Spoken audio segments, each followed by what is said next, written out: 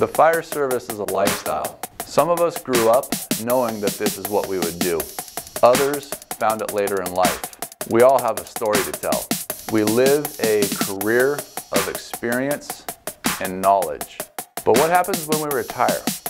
All that knowledge and experience walks out the door. Welcome to Capture the Knowledge.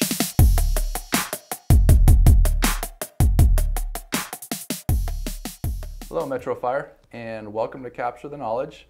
We've got an in-person interview today with Phil Allen, who's a retired captain. Phil retired from Metro in 2013. Phil, a lot of times when I think of Phil Allen, I think of an engineer, because you were an engineer for years. Yes, sir. And without further ado, why don't we get started, Phil? Great. Why don't you tell me about your career in the fire service? That's going to incorporate a pretty long answer. I'm going to give you a little bit of a backstory with how I ended up getting into the fire department. I was a blue-collar truck driver, warehouseman, lumber guy. Okay, and I did that for 8 years. I was a Teamster here locally in Sacramento.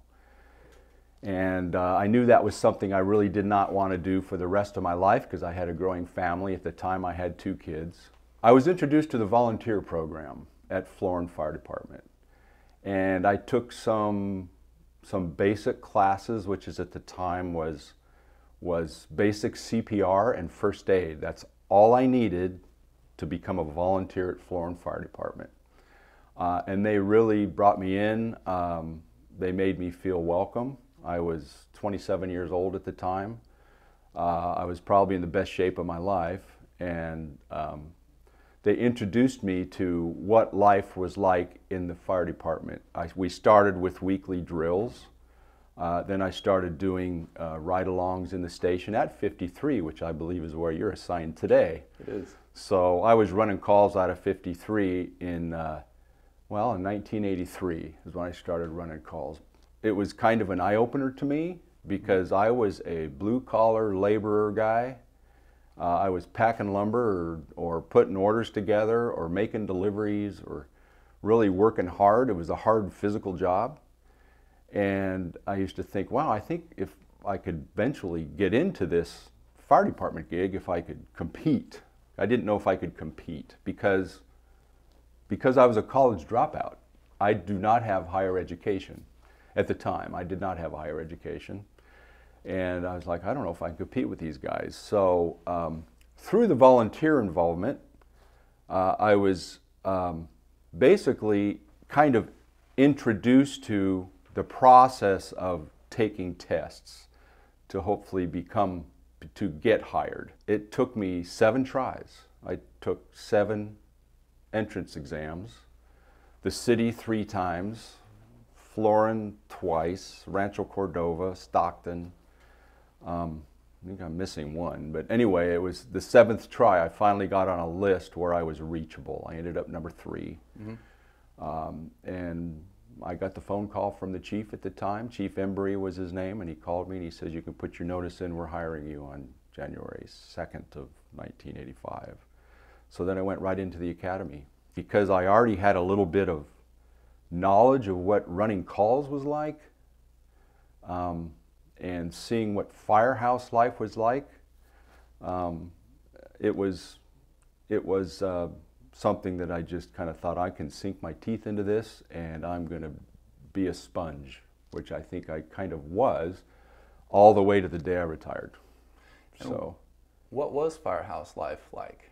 What are some of your memories of it? Well, as a volunteer, it was always interesting because, you know, I was as green as they get the first time I rode along with these guys. I remember going in with B shift at 53, and it was George Huntley and Lynn Barker was the captain and the engineer. I think Jeff Lynch was the firefighter, and Monty Ernst, if I'm not mistaken. Gosh, I feel bad because if they're watching this, I'm pretty sure it was them.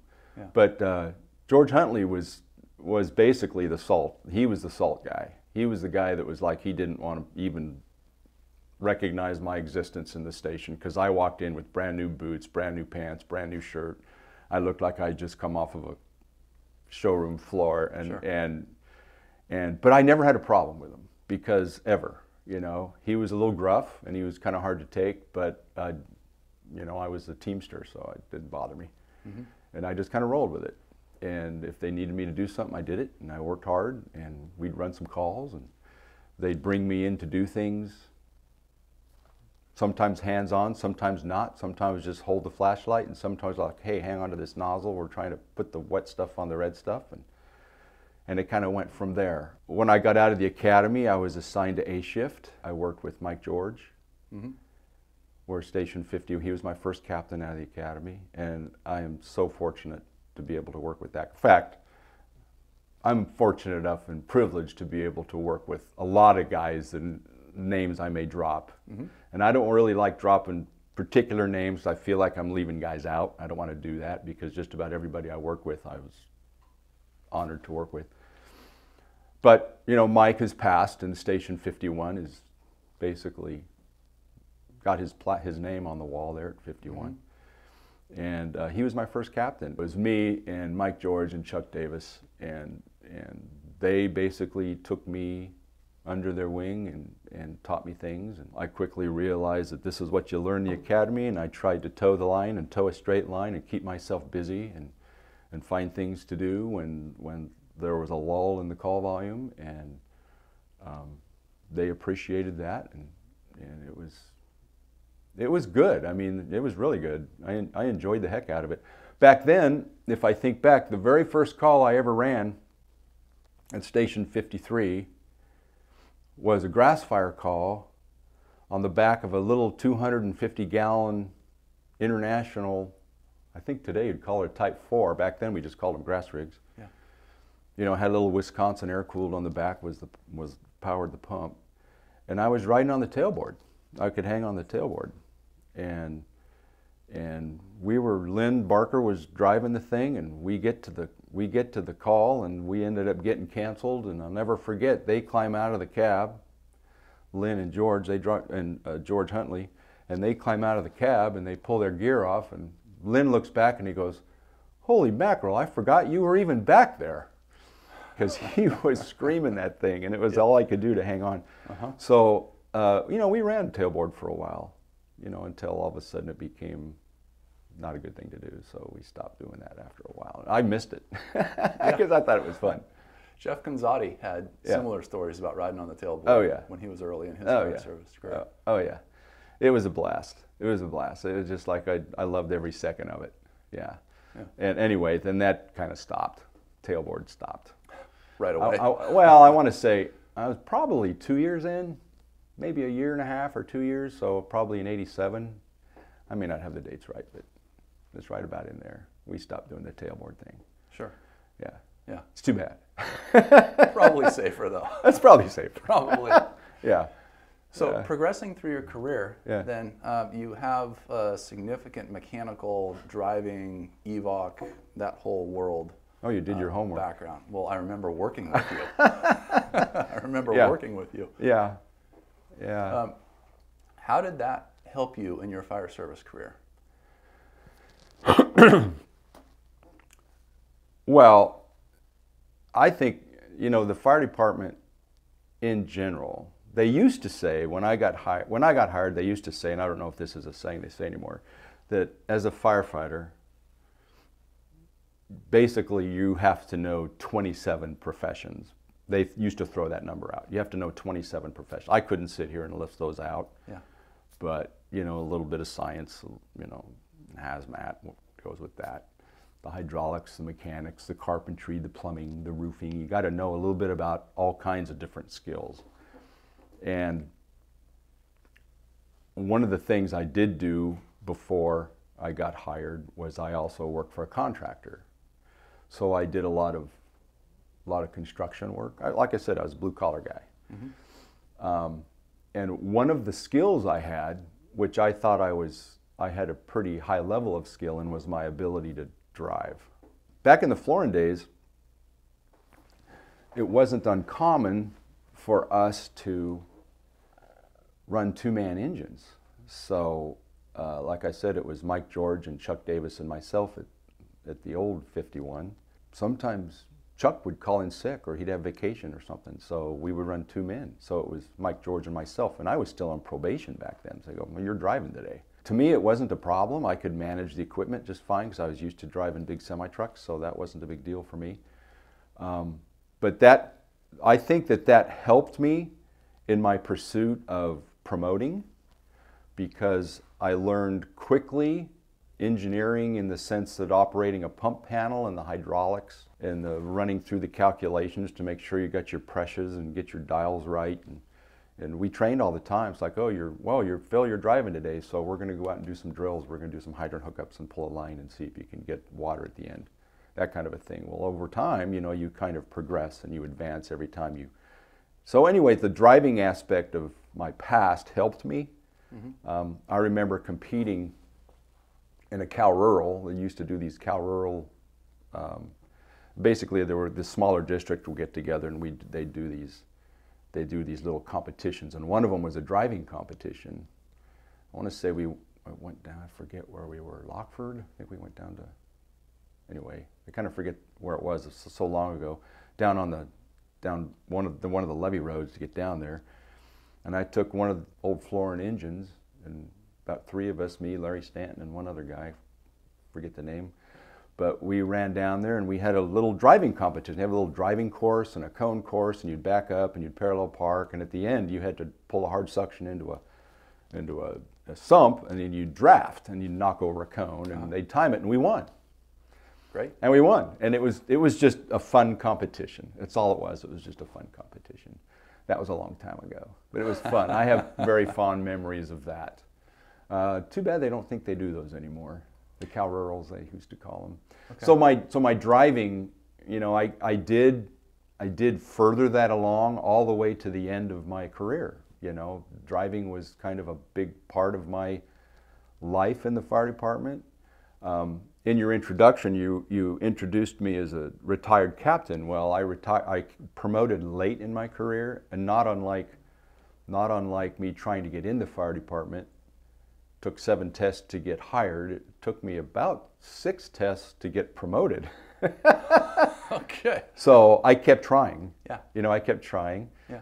And through the mergers, you know, sometimes the lists were short and sometimes they were long. Mm-hmm. I died on a couple of lists because there were no promotions. Mm-hmm. So, but I kept trying, and eventually I did make the promotion. But I still, when I promoted, I kind of missed the driving part because I did enjoy that. I thought I did a pretty good job. When did you promote to engineer?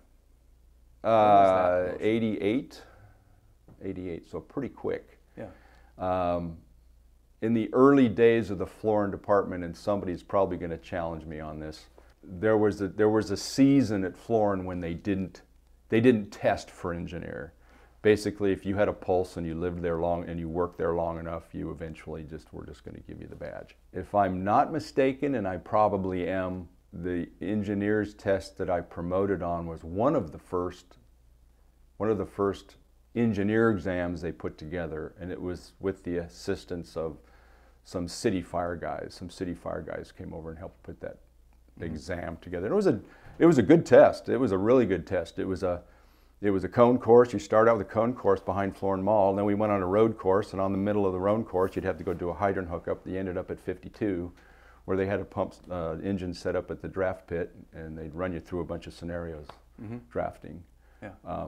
And it was a good hard test, and I forget where I landed on that list, but I ended up getting promoted in '88. My career was primarily spent as an engineer. Right. You know, that's where I spent the lion's share of my career was as an engineer. And I have several memories of you as an engineer. Yeah. And one of them was when I was taking the driver operator 1A course. Yeah. And I remember we were out there, I forget where we were, up at McClellan, one of the big parking lots out there. Yeah. Cone course and this and that. Yeah.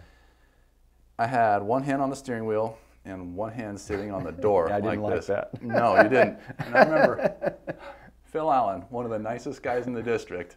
I drove by maybe 1 mile an hour, and you came up and you hit my elbow so hard and you got my funny bone. And my arm hurt for 10 minutes after that.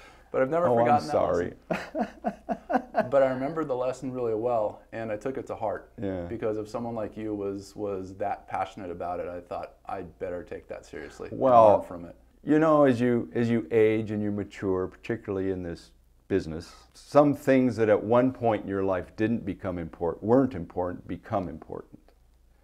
And that was one thing that I adopted and tried to stress to people I was teaching and trying to mentor, was that you're not driving your piece of equipment, you're driving the public's piece of equipment. They're paying for it.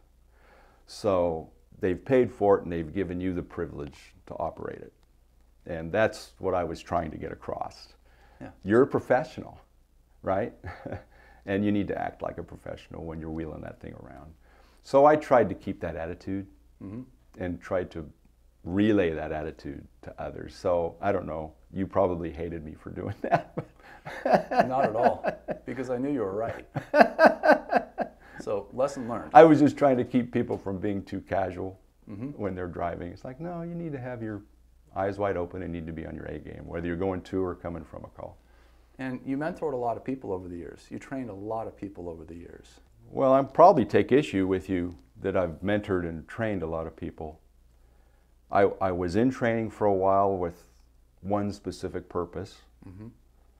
And that was, we were getting basically infused with a whole bunch of new guys, and the licensing requirements had changed, and they were allowing these firefighter licenses as opposed to going to DMV and having them test you. I could be the testing guy, so I went through all these DMV training classes. So I guess in that regard, there's a few people that may remember me as helping them get their license, or at least get their certificate so they can run the equipment around. You're reminding me of when I was trying to promote to engineer. And I said earlier that I was kind of a sponge because there was a lot about the hydraulics I didn't know. It's like, man, what is up with all these hydraulics, all these gauges? I don't get it. You know, you pull this lever, oh my gosh, Yeah, water the going gauges. in, water going out, holy crap. Yeah. You know, how does this work? I was at station 51, and I was a firefighter, and I'll never forget this. This is one of my memories of Ray Stadronsky, which you brought up.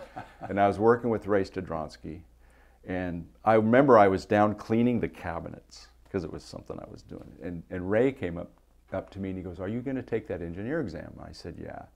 I said, "I'm going to take it." And he told me, and I'll never forget it, he says, "You know, there's one thing.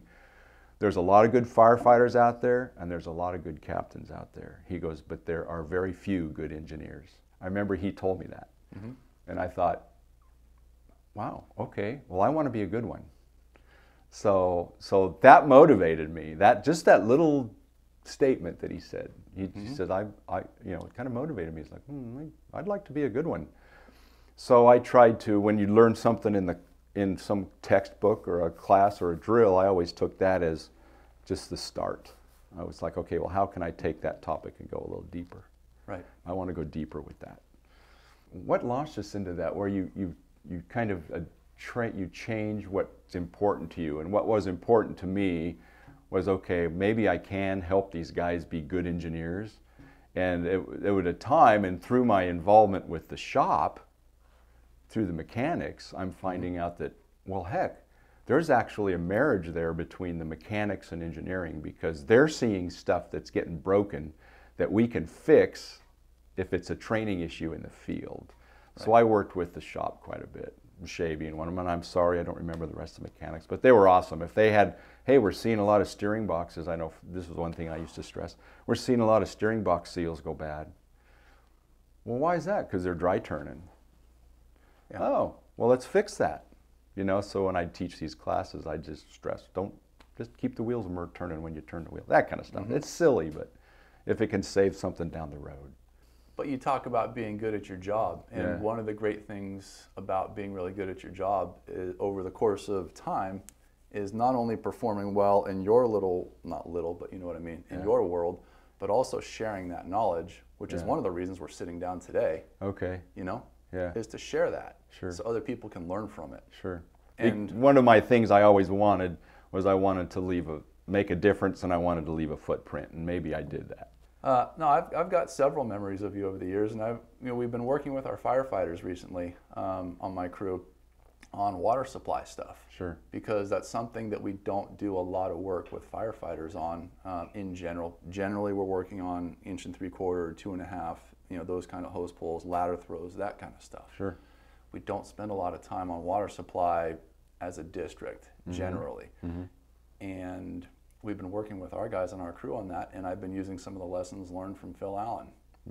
Okay. Okay, think about doing it this way. Right. One of the common examples is, okay, you've got a change of direction with LDH. A lot of the guys initially want to just dump it all on the ground and then pull it, and it ends up being a knot. Right. Right? Right. Well, let's make it nice and clean. Yeah. Whether we're going on the ground or if we're going to put it on our shoulder. And that's a lesson that I learned from you. Okay, just well, good. Watching you. So there you go. Yeah, but make no mistake that those lessons I learned was because a mistake was made in the past. There's something that happened. It's like, well, okay, that happened and it caused a little hiccup on this call. So how do we fix it if that happened in the future? And how can you, anyway? Into the 90s, Florin gets absorbed or merges with American River. 97. And then 3 years later, we become Metro Fire. The Bulldozer program came in not too long after that. Is that correct? About 5 years or so? I didn't get into that until 2006. 2006. 2007, right in there. Okay. Yeah. Were you part of the buildup of that program? I wasn't. I'm not sure how to adequately answer that question. It was something that started under Rich Stapp and Daryl Sinram. And they were the two that they were the two go-to guys when it came to the heavy equipment, and the operational aspects of that. And as far as speccing it out, what kind of equipment do you want? If there's a budget for it, is there a need for it? Is it something they want to pursue? So in that essence, I was not part of the buildup of that. When it became an official program, there was an interview process. It sounded appealing to me. And one of the, I looked at the Dozer program as an offshoot of my involvement in the USAR team, because I was on the USAR team. I got into that in about 2000 or so. I applied, and at the time they were, so I'm backing up a little bit. Yep. Sorry, I'll meet these two stories together in a bit. No problem at all. But in 2000, I applied for the USAR team, and at that time they were looking for riggers. I was approached because they knew I used to operate a crane. I ran a crane, but I have no official credential. I was never trained on it. My training was, that goes up there. That was my training. And that's how the Teamsters rolled. And I did it for 8 years and I was good at it, but I have no credential. Well, it doesn't matter. You have some experience, a lot more than other guys do. So we're going to bring you on as a rigger. It's like, okay, yeah, sure, great. So they gave me the suit and I could go to the drills, which I loved. And then 9/11 happens, which we're up against the 20-year anniversary of that. So anyway, 9/11 happens. And after that, and I was privileged enough to go on that deployment. So after the fact, all of the FEMA-based USAR teams, their deployment models completely changed. We couldn't be reliant on military transport anymore, military air transport, because they were now busy.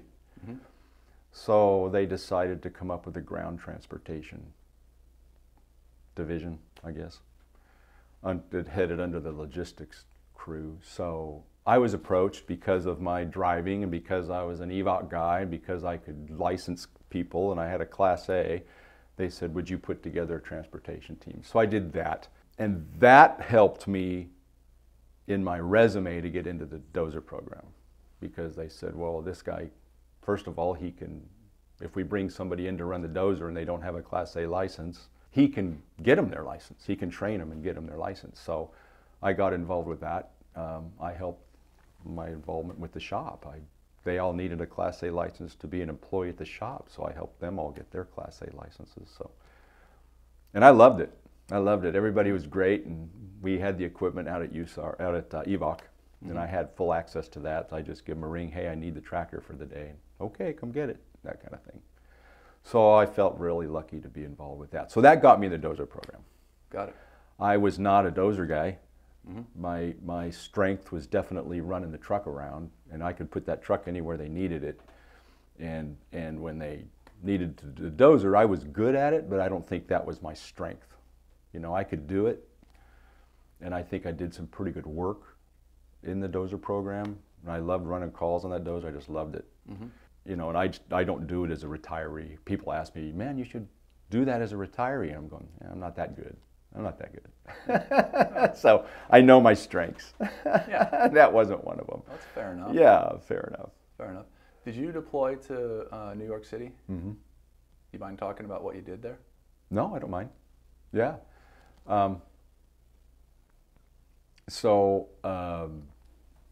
Morning in 9/11. Actually, one of my first phone calls after I saw what was happening on the TV, my son came in and told me, he said, Dad, you need to look at the news because something's going on in New York. He was getting ready to go to work. And he's my boy that's in the Marine Corps today. But anyway, so I went and looked at the news and went, holy mackerel. There's a whole bunch of firemen that just died.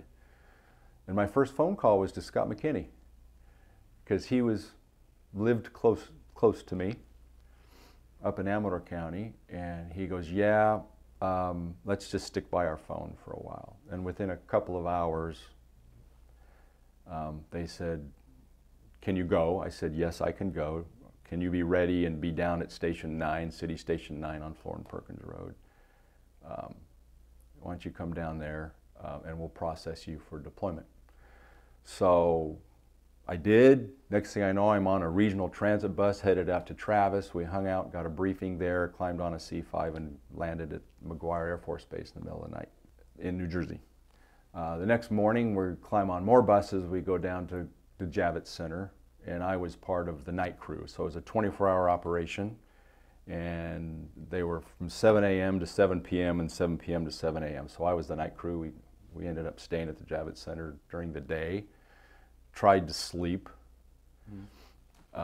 which was a very difficult thing to do under the lights and all the activity going on at the Javits Center. One of my memories is it was remarkable to me how much work you could get done with as little as sleep as you had. You know, we were there for 10 days. Our assignments with each progressive shift, they would give us a little bit more to do with each progressive shift. So there were so many people there doing work, and it was a New York environment, so they were basically running it until the feds kind of, well, that's an overhead thing. My role was definitely, I called myself a bucket filler, is what I call myself. I was, my official title was rescue technician. And when I say bucket filler, because if we needed to dig in a pile, I was the guy holding the Home Depot bucket, filling it up and then dumping the debris so we could find void spaces to get down.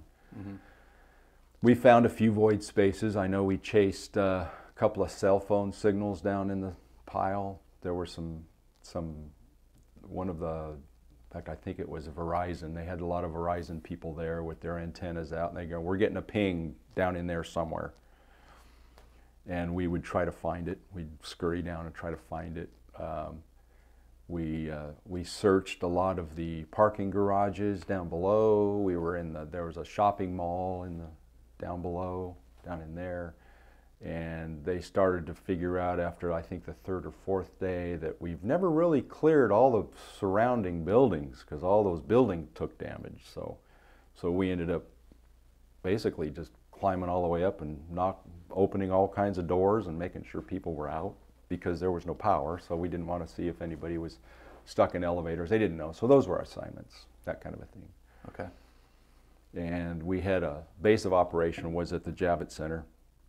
And then there was a forward, what they called a forward boo, and that was 3 blocks away from, I think, well, 3 blocks, more like 2 blocks from Building 7. In fact, we could look right down the street and see a rubble pile and crushed Chiefs car, New York Chiefs car there. So, and we did look for some people. We never saw I never personally saw bodies, but you could see evidence of, okay, well, somebody's under there, because there's just usually blood stains or, you know, just some goo coming out. It's like there's probably somebody in there, and it's going to take way more than us to get in there. So it was really an honor to be there. We still can't believe I was there, but I was there. Yeah, 10 days. And it's hard to believe it's already been 20 years. 20 years, yeah. And you probably got guys working here that, well, probably don't have much of a memory of it. One of the things I'm doing as a retiree is I work for a nonprofit. And these kids are 16 to 21, and they have no memory they got no memory of 9/11. Right. I don't even think they teach it in schools, which is a shame. Which is kind of a shame. I don't even know how they'd approach it, but yeah, I was there. Yeah. So that was part of my USAR involvement. But then, because of that, I got into the transportation end of the USAR team, which opened the door for my dozer involvement. So one thing led to another, you know, which I think that can kind of be, maybe if you could consider that a bit of a lesson to the youngsters. It's like, take opportunities, because you never know where those opportunities are going to take you. Well, and that's, I'm glad you bring that up, because that's one of the things I wanted to chat about today. Sure. Is you've got, let's say, the Metro Fire Academy in front of you. These are all folks who are brand new in their careers, about to get assigned to stations and get going in their careers. If you could give them a piece or two of advice, what would Phil Allen pass on to them? Yeah, you're looking for pearls of wisdom, which I don't think I'm full of. But one of the things and again, like I said earlier, I got this opinion that your attitudes change and morph as you mature in the business. And one of the things I realized kind of, I guess, relatively early on, probably within the first 8 to 10 years of my career, was that I need to put more emphasis on making sure that the people I work with have confidence in my ability. Because I don't want, if they know Phil and his truck crew are coming, I don't want them to think, oh gosh, this is a problem. I don't want them to think that. I want them to think, oh good, they're going to help, or they're going to be a benefit, or we could use their skills and their knowledge and their abilities. So that was, I think I would stress that, you know, that it's important that you are a professional, you're getting paid a good wage. Dude, it wasn't, I retired in 2013, and I don't even think I thought about retiring until 2011. And it was only because people were coming up to me and going, have you looked at retiring? And I go, no, I'm happy, I'm good. I like what I'm doing. And when you start looking at it, because it comes quick, but you know, as a youngster, it's important for people to realize that their skills matter to your colleagues and the people you work with. You make good money, you're a professional, and I don't mean to people get all wound up and stressed about it, but I think it's important that you try to emphasize that you work as a team. It's not about you, it's about the collective. And that collective can make a difference if you work together. So it's important. It's important to get along. We come from all kinds of different walks of life, which is one of the joys and loves of being part of the fire department. You know, I love that. If you don't know how to do something, I guarantee you there's someone close by that does. You don't know how to pour concrete? I'm sure there's somebody that can help you. You know, that's the kind of life I came from. It's like guys came from all kinds of trades. We all came from the trades. So there was an electrician over there, there's a plumber over there, there's a roofer over there, I mean, there's a framer over there. I mean, you know, we all came from the trades. And I don't know how prevalent that is today. I don't know. But that's what life was like when I was working, and how that environment, the demographic of when I got hired, it was like that. And man, so people are different, and everybody's walked a different life than you have, and that's a good thing. That's to be embraced. I mean, don't be upset at somebody because they don't understand something. It's like, it's okay. You just haven't been told. We'll get there. Or haven't been shown, right? We'll get there. You just have to show them. You can't harm anybody for not knowing something when they've never been told. So I would say stuff like that. Yeah. And it is important for people to realize that it is a blue-collar job. You're going to get dirty, and you're going to get tired, and you're going to stress yourself physically probably more than you've ever been stressed in your life. It doesn't happen very often, but it happens. It's okay to know what your weaknesses are, know when to say, I'm over my head, I need help. That's okay. People get it. And it's a service industry. We provide a service. The fire department, and it's an amazing service, because when people call us, you may think it's ridiculous, but to them it's important. When I used to run out of 61, I used to call them my people. Those are my people out there. I don't want to, we got to go to training. Well, wait a minute, I don't want to abandon my people. Yeah. Which sounds a little squishy, but you know, there's a bit of that thinking. Sure. It's like, no, if they need me, I want to be available. Yeah. And that's okay. And that's what we signed up to do. That's what you signed up to do. Be available for them. That's what you signed up to do. Yeah. You've been retired since 2013. Mm-hmm. How's retirement? Retirement's good. Highly recommend. Yeah. I think I alluded to it earlier, but I wasn't looking into retiring at all until people started teasing me about it. What are you still doing around? You know, my hair was getting really gray, and they'd seen me around for years, and it's like, man, it's about time you go. And I thought, man, do they want me to leave? I don't know what's going on with all that. But then I got an appointment with Human Resources. Mm-hmm. Yeah, and he gave me a drop dead date. This is when you need to go.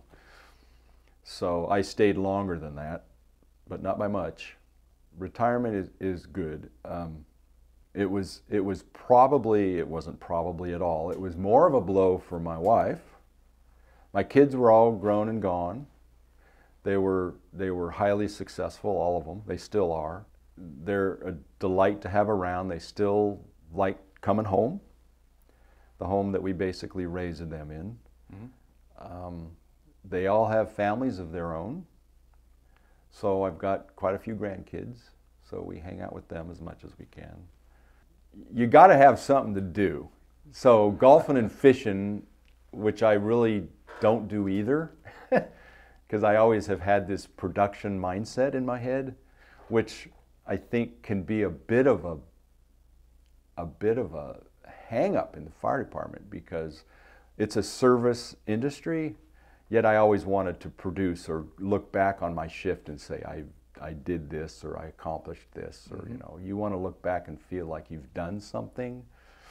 And there were shifts when you didn't run a call. It's like, well, certainly I wasn't any good today, didn't make a difference today, but those come with the days where you're making all kinds of difference on the next shift. Anyway, so I'm very busy at home. I do, you know, like most guys, I guess. I built my house. I mean, I physically built my house and all my kids. Mm-hmm. So I'm kind of rebuilding it. Mm-hmm. So when I retired, I said, Phil, you're going to have 1 year to finish all your projects. Well, it's been 8 and I'm still not done. Yeah. I got heavily involved with a nonprofit, and I'm a roadie, so I drive their truck. And I love that. We just got back 2 weeks ago. Last year we didn't do it, COVID, because of COVID shut the whole thing down, but typically we do. We go on there's about 200 people on the road, and I drive one of the semi-trucks, and the kids will do a show, and then we travel at night to the next venue. Kids will do a show, and we travel at night to the next venue. Popple around all over the country, and that's a ball. I like being involved and helping, and I like being around the kids because they help me feel young. Mm-hmm. And I still don't golf, and I still don't fish. Yeah, that's and okay. I try to keep. So anyway, I think I alluded again earlier that it was hardest on my wife, because all of a sudden I'm around. Yeah. All of a sudden I'm there. Being helpful. Being helpful, Yeah. and I could tell it's like I'm not just going to follow her around with a cart, following her around Costco every day. I'm not going to do that. So, right. So we've worked it out pretty good, but it took a while. It took a year or maybe 2 for us to kind of get our groove, you know, because you need a groove to kind of figure out what your life's going to be like. We've thought about moving, but the kids still like coming home, and so that kind of thing. What advice would you give folks who are ramping up for retirement? Is there anything you can say, hey, guys, keep your eyes on this, think about that? I would say make sure your relationships at home are solid.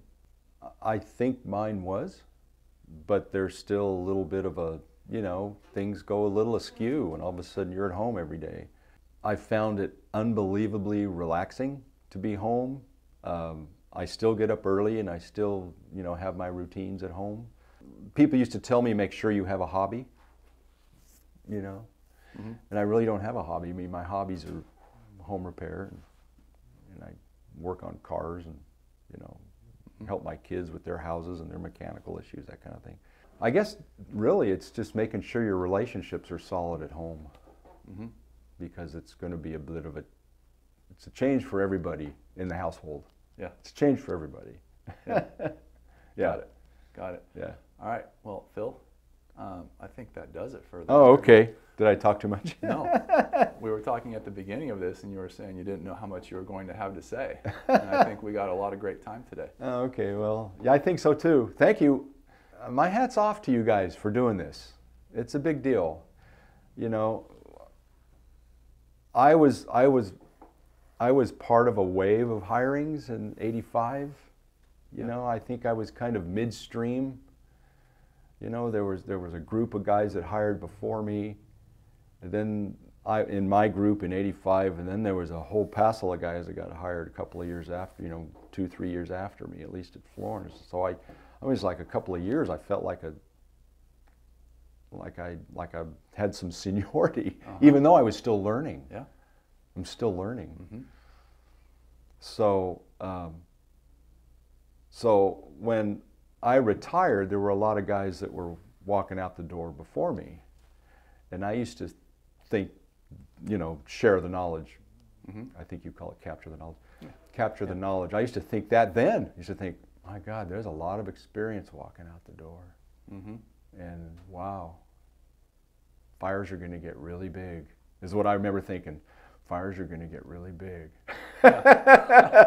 before they make a difference. It's really an honor to come in, and hopefully I've made a few comments that people can learn from and grow. I appreciate the opportunity.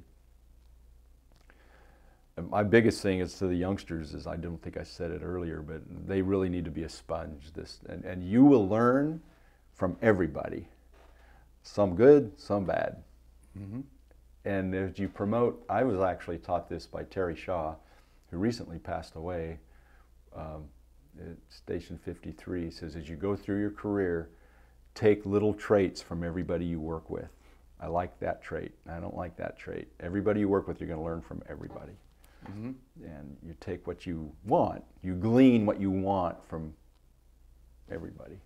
Yeah. Take bits and pieces.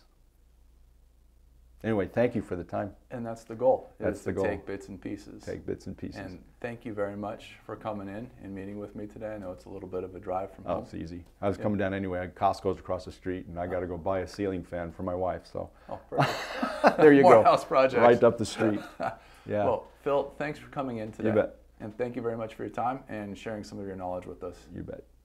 Thanks for joining us on Capture the Knowledge, and we'll see you in a couple weeks.